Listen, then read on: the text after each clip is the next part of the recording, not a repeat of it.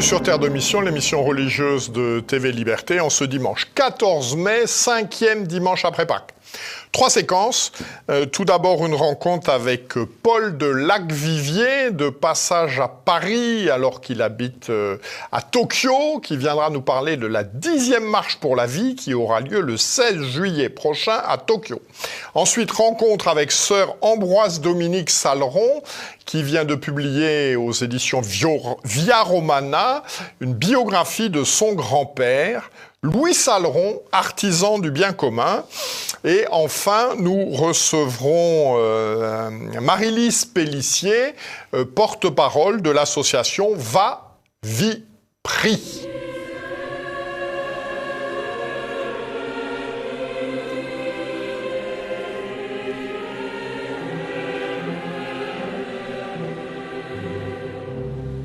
Bonjour Paul de Lacvivier. Bonjour Monsieur Mojan. Merci de nous rejoindre. Vous nous venez de l'Empire du Soleil Levant, puisque vous êtes doctorant en histoire du droit à Tokyo, et puis également membre d'une association qui participe à l'organisation de la Marche pour la vie, qui aura lieu le 16 juillet prochain à Tokyo.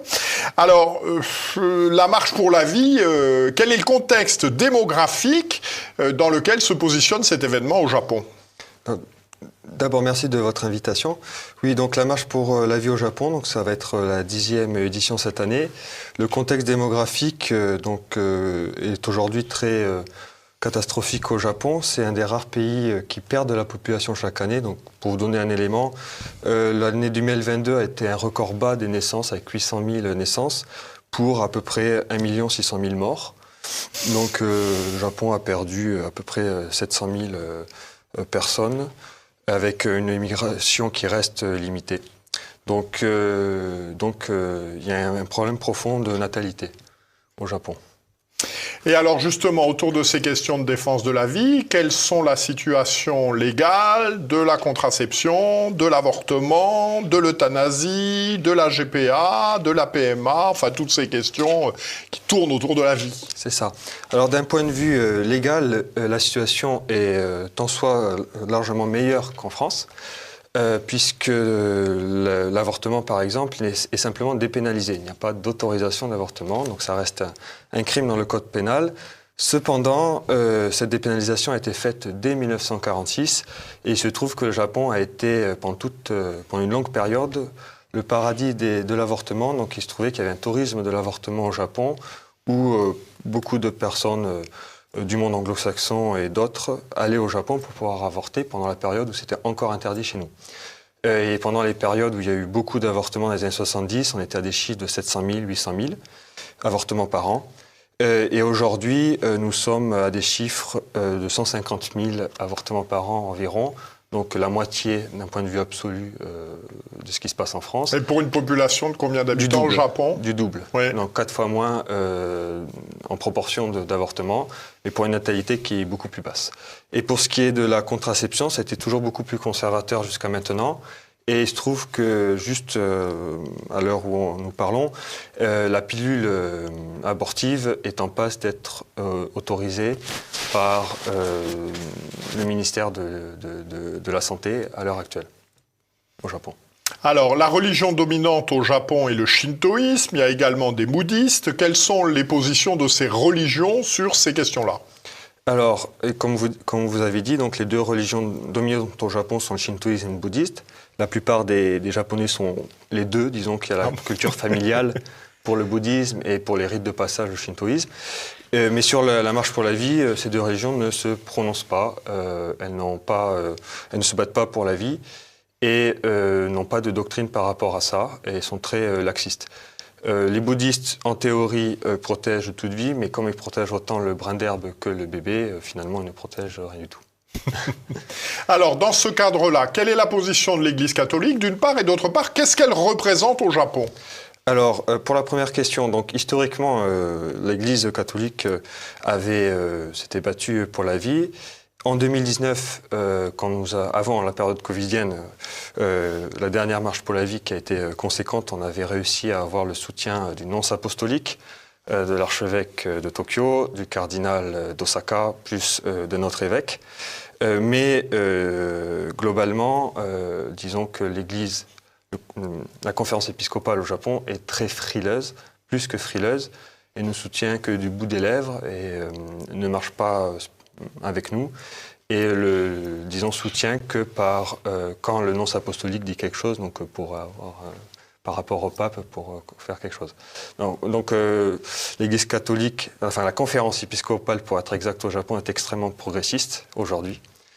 Et d'un point de vue, disons, sur le pays, donc évidemment, le christianisme en général est minoritaire. L'Église catholique a une influence plus importante que sa réalité numérique du fait des écoles, des universités et de sa formation qui, historiquement, a toujours été reconnue et en particulier une influence importante dans les élites. Simplement, aujourd'hui, ça ne suffit pas. Alors, qui participe à cette marche pour la vie? Est-ce qu'il n'y a que des catholiques, mais ça ne va pas faire grand monde a priori, ou est-ce que cette marche rassemble des gens d'autres confessions religieuses? Alors, très bonne question. Alors, premièrement, numériquement, nous sommes très peu nombreux, nous sommes quelques centaines, puisque de toute façon, au Japon, la culture de la manifestation n'est pas dans les mœurs, donc les manifestations de plusieurs millions de personnes, ce n'est pas quelque chose qui existe au Japon de toute façon. Mais essentiellement à l'heure actuelle, des catholiques participent, mais il y a aussi quelques personnes qui ne viennent a priori d'aucune religion. Nous avons quelques protestants, quelques anglicans, mais la colonne vertébrale de la marche pour la vie sont des laïcs catholiques. Alors, quels seront, en fonction de l'actualité, les thèmes de cette marche pour la vie? Alors cette année, comme je l'avais dit précédemment, donc c'est la 10e année de la marche pour la 10e édition de la marche pour la vie. Donc ça sera, disons, nous allons particulièrement fêter ces 10 ans d'existence par un certain nombre de conférences qui restent à définir avant de partir marcher. Voilà, pour l'instant, le thème de la marche. Alors, est-ce que cette situation est, je dirais, révélatrice de ce qui se passe en Extrême-Orient, ou est-ce que la situation du Japon est un cas particulier? Alors, oui, c'est révélateur dans le sens de l'indifférence générale par rapport au problème de la vie. Puisque si, quand on pose, par exemple, un Japonais dans la rue, il sera tout à fait d'accord pour dire qu'il ne faut pas tuer un bébé. En pratique, ça ne change. L'avortement est complètement admis et tout le monde va le faire sans cas de conscience spécifique. Et je pense que ça, c'est général à l'Extrême-Orient, qui vient du simple fait que la société n'est pas chrétienne et que finalement, défendre la vie sans le christianisme, c'est en fait, même si normalement c'est du droit naturel de protéger la vie, en pratique, en fait, ça ne suffit pas. Alors, on n'a pas abordé la question de la PMA et de la GPA. Quelle est la législation au Japon? Pour l'instant, c'est interdit. Voilà, c'est ça, c'est ça. Bon, et il n'y a pas de projet en cours d'autorisation, parce que, bon, vous l'avez dit tout à l'heure, la population diminue, l'immigration est quasiment inexistante. Comment est-ce qu'ils voient l'avenir, ces gens-là? C'est une très bonne question. C'est un vrai sujet politique extrêmement important pour les Japonais. L'immigration est en train d'augmenter, ils sont en train d'ouvrir progressivement les vannes de l'immigration. Peut-être que nous sommes il y a 20-30 ans en France de ce plan-là. Et alors, quelles sont les populations qui viennent? C'est des gens... Ils ne laissent pas venir n'importe qui, je suppose? Ça aussi, c'est en train de changer. Donc, disons qu'évidemment, il y a l'immigration de qualité, mais il y a surtout l'immigration de moindre qualité. Donc, quand c'est des Philippins ou des Vietnamiens, il y a beaucoup de catholiques, mais il y a aussi beaucoup d'Indonésiens. Et on commence tout doucement, même si c'est encore très discret, à avoir une immigration musulmane, par exemple. Ensuite, il y a les Indonésiens, Chinois, oui. Les Indonésiens. Comment, voilà, il y a 400 000 Japonais en moins par an. Oui. Comment est-ce qu'ils voient l'avenir? Oui, ils essaient de régler ce problème de natalité, mais pour l'instant, leurs solutions sont purement économiques. Alors qu'est-ce qu'ils font? Ils donnent des primes, ils font des allocations familiales? C'est ça, des genres de primes à la naissance, d'allocations familiales, mais ils essaient de régler le problème par l'État et pas par le mariage. Et vous posez la question de la PMA et de la GPA. C'est-à-dire que dans les lois, dans le Code civil, le mariage reste une institution monogamique telle qu'elle était dans le Code Napoléon, disons, mais en pratique, c'est en train de s'effriter. Et depuis quelques années, on a une poussée très importante des revendications LGBT, tant en politique que dans l'Église catholique. Ce qui est très étonnant, enfin, ce qui m'a étonné personnellement et qui a étonné beaucoup de personnes, parce qu'il y a 10 ans, on aurait dit ça aurait été impossible. Merci beaucoup de ces explications et puis donc nous vous souhaitons bon courage pour cette marche pour la vie qui aura donc lieu le 16 juillet prochain à Tokyo. Je ne sais pas si beaucoup de nos téléspectateurs pourront y participer. De toute façon, ce sera la fête du Notre-Dame du Mont-Carmel, donc ce sera une grande fête. Merci beaucoup et bon retour à Tokyo. Merci Monsieur Mogendre. Merci beaucoup.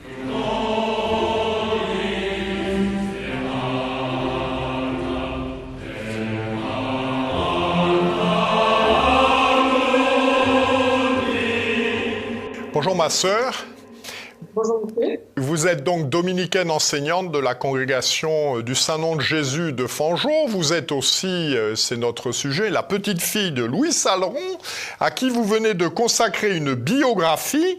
Louis Salleron, artisan du bien commun. Alors pouvez-vous d'abord nous donner quelques éléments biographiques de la vie de votre grand-père, pour ceux qui ne le connaîtraient pas? Oui, bien sûr. Alors, il est donc né en 1905, mort en 1992. Finalement, ça correspond à la vie d'un siècle. Et ce qui est intéressant, c'est qu'il réfléchissait assez, il avait une vie de réflexion suffisamment nourrie pour se coller aux événements. Alors, au début, alors qu'il était que jeune homme encore, il a été mêlé au débat autour de l'Action française et de sa condamnation.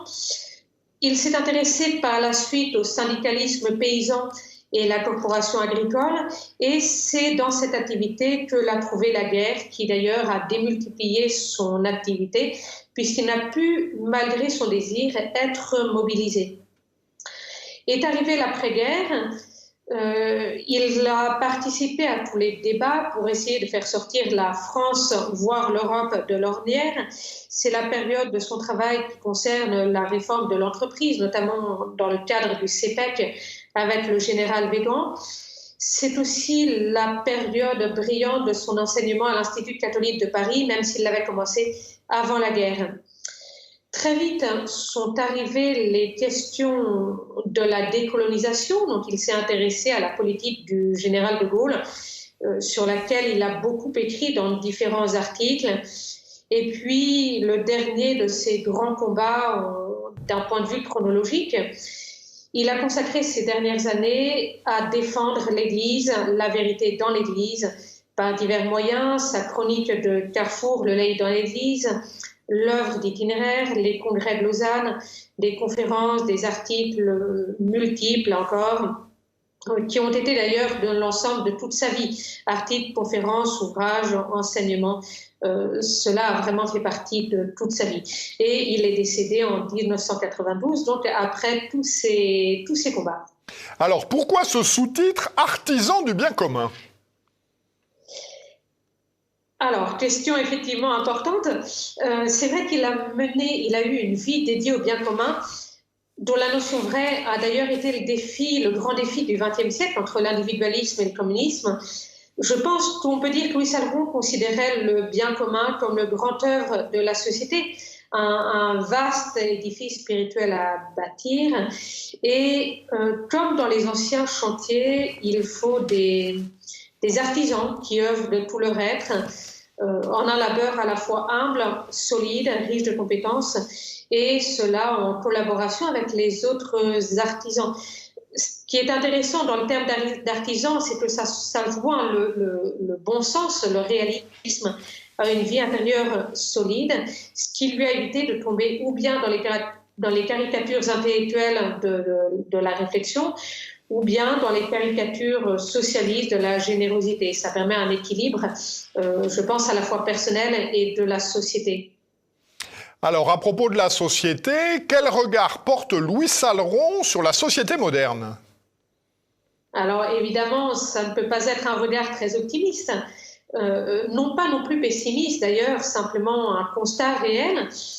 Il a relevé très vite le paradoxe d'une société qui veut exalter l'homme et qui en même temps n'a pas de souci quand il faut donner la mort, qui nie dans les faits ce qui fait la grandeur de l'homme et qui développe au contraire ce qu'il y a de plus bas, voire de plus trouble. Il en a montré les conséquences. Par exemple, Louis Salleron développe que la société harmonieuse a finalement laissé la place à l'individualisme, au communisme, que la politique s'est subordonnée à l'argent, la réflexion s'est effacée devant l'idéologie. Il montre encore que la langue, le savoir-vivre français sont abandonnés au profit de jargons qui ne permettent plus ni de penser ni de converser. Je crois qu'il avait un très grand souci de la civilisation et qu'il s'inquiétait que la civilisation se laissait vaincre par le matérialisme des deux grands blocs de l'Est ou de l'Ouest. Et puis, dit-il, le principal problème consiste dans l'autorité, dans la hiérarchie, qui sont remplacées par une démocratisation à outrance, y compris au sein de l'Église. Donc, on veut même évacuer le divin. Mais je crois qu'on peut dire qu'envers et contre tout, Louis Salleron a voulu voir les chances possibles d'un renouveau spirituel. Alors justement, au-delà de ce constat, quelles sont selon lui les voies du salut ? Effectivement, il n'a jamais voulu rester à un constat et un diagnostic intellectuel et finalement stérile. Il ne s'agissait pas de désespérer, mais de remédier aux maux déjà installés, d'en empêcher de nouveaux. Il y a vraiment, tout au long de sa vie, énormément d'applications à cela. Peut-être juste quelques exemples. En face de l'individualisme et du communisme dont nous avons parlé, je pense qu'il a voulu montrer toute l'importance de la propriété privée. Il a développé la corporation, d'abord la corporation agricole, capable de souder des individus entre eux, et donc de répondre à l'État. L'individu n'était plus seul en face de cette machine étatique. Et dans le même esprit, il a entrepris la réforme des entreprises. Autre exemple, pour résister aux idéologies totalitaires, à la perte de la liberté, à la perte du sens des responsabilités, il a rappelé, notamment à la jeunesse, pendant ces années d'enseignement et par ses articles, la nécessité du bon sens d'abord comme point de départ, la nécessité aussi de réfléchir sans abdiquer, que ce soit devant l'État ou devant une forte voix quelle qu'elle soit. Rappelle aussi de la nécessité du boriste, et là-dessus il s'appuyait sur Platon, le boriste qui est la réponse à l'État-providence dont il faut savoir se défaire.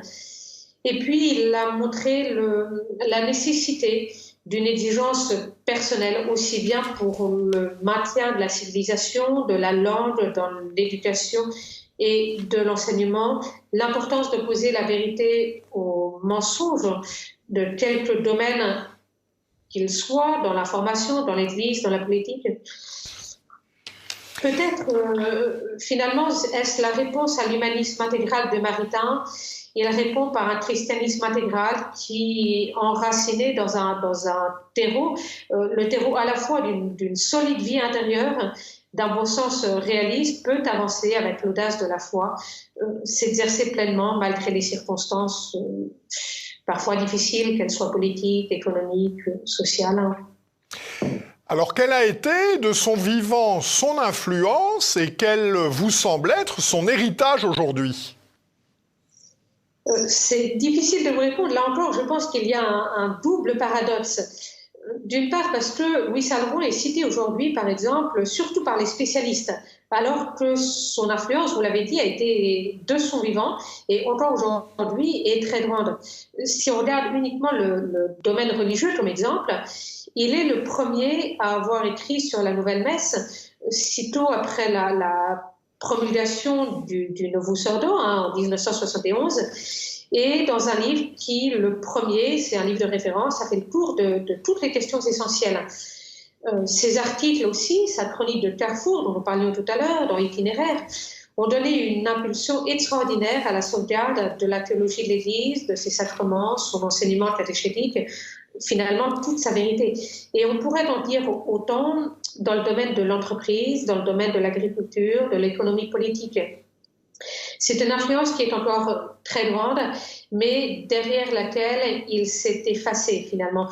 Il s'est effacé derrière son œuvre. C'est peut-être pour cela qu'il est peu cité, hormis par les spécialistes. Un deuxième aspect de ce paradoxe, ça correspond plutôt à l'héritage qu'il nous laisse aujourd'hui. Parce qu'il est mort donc, en 1992 et finalement beaucoup de ses études datent. Or, elles sont encore d'une actualité totale et même très étonnante.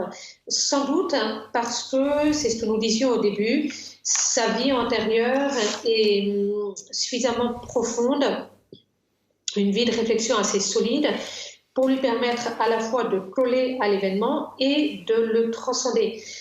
Alors, en un mot, quel héritage nous reste-t-il? C'est peut-être cette volonté de faire triompher la civilisation chrétienne, la civilisation française, grâce à une vie intérieure très libre, toujours plus nourrie de réflexion et toujours dirigée vers le vrai, avec l'audace de la foi. Merci beaucoup, ma sœur. Je renvoie donc nos téléspectateurs à l'ouvrage que vous avez écrit, Louis Salleron, artisan du bien commun. Alors, c'est un travail sérieux, hein, ça fait 500 pages.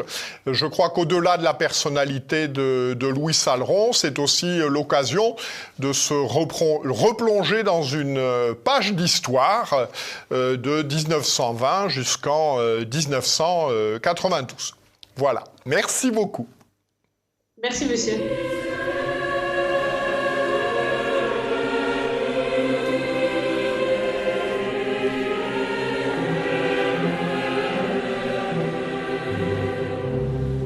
Bonjour Marie-Lise Pellissier. Bonjour monsieur. Donc vous êtes porte-parole de l'association Va-Vie-Prix qui a pris une initiative récemment. Alors commençons par le début. Va-Vie-Prix, c'est une curieuse dénomination. Qu'est-ce que ça signifie ? Alors, Va-Vie-Prix a une multiple signification. Déjà, le va représente un peu le mouvement de la vie qui va du début jusqu'à son terme, de la rencontre des gamètes jusqu'au dernier soupir, c'est la même vie, c'est la même personne. Ensuite, Va-Vie-Prix, c'est une interpellation à tout chrétien pour lui rappeler de défendre la vie. La défense de la vie est un devoir absolu, nous dit le pape François. Le pape Jean-Paul II disait que le XXIe siècle sera celui du combat pour la vie. En effet, tout chrétien doit défendre le plus fragile qui est aujourd'hui attaqué dans notre société. Le Christ disait « Ce que vous avez fait au plus petit d'entre les miens, c'est à moi que vous l'avez fait ». Aussi, nous pouvons voir dans tous ces enfants à naître et dans toutes ces personnes vulnérables, en fin de vie, malades, le visage du Christ. Le professeur Jérôme Lejeune, qui a passé sa vie à défendre les personnes porteuses de trisomie 21, avait pris ces paroles du Christ comme devise. Et puis enfin, Va-Vie-Prix. Prix parce que, bien sûr, en tant que chrétiens, nous devons nous engager dans notre société et employer tous les moyens humains possibles pour défendre la vie. Donc nous connaissons la Marche pour la vie et puis toutes les associations qui aident les femmes enceintes en détresse. Mais nous ne pouvons négliger le moyen de la prière que le Christ lui-même nous a demandé. Demandez, vous recevrez, frappez, l'on vous ouvrira. Et la Sainte Vierge elle-même, dans ses multiples apparitions, a insisté sur ce moyen qu'est la prière. À Pontmain, elle disait « Mais priez mes enfants, Dieu vous exaucera en peu de temps, mon fils se laisse toucher ». Alors nous, on prend au pied de la lettre ces paroles de la Sainte Vierge et on utilise le chapelet comme arme pour défendre la vie. Alors, concrètement, en quoi consiste votre initiative ? Alors, Va-Vie-Prix, c'est une chaîne de prière. 144 jours de la fête de l'Annonciation, le 25 mars, jusqu'à l'Assomption, le 15 août. Va-Vie-Prix, c'est une réponse à des attaques toujours plus fréquentes et virulentes contre la vie humaine, contre la dignité humaine en France. Nous rappelons qu'en 2022, le délai légal de l'avortement a été rallongé de 12 à 14 semaines. Ensuite, actuellement, il y a un soi-disant débat sur la fin de vie avec le risque d'une légalisation de l'euthanasie et du suicide assisté. Et enfin, troisième attaque contre la vie, le projet de loi pour inscrire la liberté pour la femme d'avorter dans la Constitution. Donc face à ça, nous avons décidé de lancer cette grande chaîne de prières pour offrir le jour de la fête de l'Assomption à la Sainte Vierge ce grand bouquet avec 223 000 chapelets et 300 messes. Donc ces chapelets et ces messes seront dites en réparation des 223 000 avortements pratiqués chaque année en France, et puis pour demander à la Sainte Vierge que l'avortement ne soit pas inscrit dans la Constitution, et aussi pour prier pour toutes les personnes en fin de vie, pour le respect de ces personnes-là, dans le contexte du débat sur l'euthanasie. Alors, vous en êtes où de votre bouquet, là, au début du mois de mai? Alors, nous en sommes aujourd'hui à 50 000 chapelets récoltés. Ah, il reste de la marge, là. Ah oui, il en reste encore. Et 290 messes. Alors là, vous êtes près de... On y est presque, mais on peut encore y aller. Et on aimerait... C'est déjà très beau, on a beaucoup de mots de soutien, on a beaucoup de témoignages. On aimerait que les laïcs s'engagent encore plus, parce que plusieurs d'entre eux prient pour la vie, mais ne l'inscrivent pas sur notre site. Alors c'est dans cela que ça consiste. Il faut que nous puissions comptabiliser les chapelets et les messes offertes. Donc nous leur demandons vraiment de l'inscrire. Et puis, ce qui est au niveau des relais, nous avons eu le relais de l'Homme Nouveau, d'Aletheia, et nous sommes actuellement en partenariat avec Hosanna et son application Rosario. Cette application permet à ceux qui ne peuvent pas dire un chapelet d'un coup, de dire à chaque fois des dizaines sous le nom de prier pour la défense de la vie. Puis au bout de 5 dizaines, ils ont offert un chapelet. C'est le principe du rosaire vivant de Pauline Jaricot. Alors, y a-t-il eu des contacts, d'une part, des réactions, d'autre part, à cette initiative de la Conférence des évêques de France, de telle ou telle communauté religieuse? Alors, au niveau de la Conférence des évêques de France, nous ne les avons pas sollicités directement. En revanche, nous avons des soutiens, notamment de Monseigneur Rey, et nous comptons les solliciter quand nous aurons atteint les 100 000 chapelets. Donc, nous sommes à mi-parcours. Et puis, pour ce qui est des communautés religieuses, oui, nous en avons contacté plusieurs et elles ont toutes répondu positivement. Elles nous ont assuré de leur prière. Donc, nous les remercions. Vraiment, Vavipri demande beaucoup de temps, de contact, de mise en relation. C'est pour ça que nous comptons vraiment sur chaque personne pour relayer. Mais nous voyons déjà un engouement et une communion de prière autour de la défense de la vie. Nous sommes sûrs que les futures mères en ressentent déjà les fruits. Alors, comment vous rejoindre pour s'associer à cette belle initiative? Alors, pour nous rejoindre, c'est très simple. Il suffit d'aller voir sur notre site vavipri.org où on peut noter chaque chapelet récité et chaque messe offerte. Donc, en fait, il suffit de dire un chapelet, d'inviter ses amis, ses proches, sa famille à réciter un chapelet. Et puis, à chaque chapelet, il faut mettre le nombre de personnes qui ont récité le chapelet. Comme ça, ça nous permet vraiment de comptabiliser chaque chapelet et chaque messe offerte. Merci beaucoup. Souhaitez-vous rajouter quelque chose? Rien de particulier, à part qu'il faut bien relayer et ne pas hésiter. Et aussi, Saint Pie X disait « Donnez-moi une armée qui récite le chapelet et je ferai la conquête du monde ». Merci beaucoup de cette belle conclusion. Merci beaucoup. Donc cette émission s'achève. Nous nous retrouverons la semaine prochaine. C'est Guillaume de Thiolois qui animera l'émission. D'ici là, que Dieu qui est Père, Fils et Saint-Esprit nous garde. Bon dimanche et bonne semaine à tous.